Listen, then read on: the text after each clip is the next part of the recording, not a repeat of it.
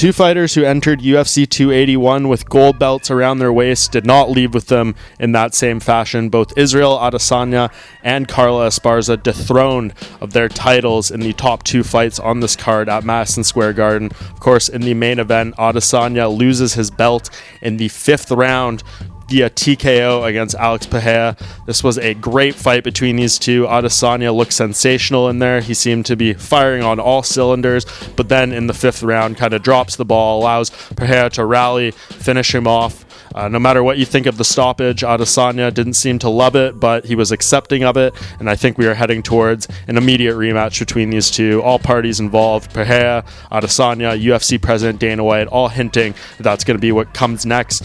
Adesanya saying, though, that he has some personal things that he needs to tend to after fighting 3 times in 10 months. I think any time off he wants is probably well deserved, considering he's been the most active champion in the UFC over the past few years. So whatever Adesanya needs to do to get his ducks in a row, he will do, and I think he'll be back more prepared than ever to take on this challenge again. I think there's a lot of things he can take confidence of coming out of this fight and try to push them towards another fight with Pereira, and I'm very interested to see how that goes down, whatever it takes place.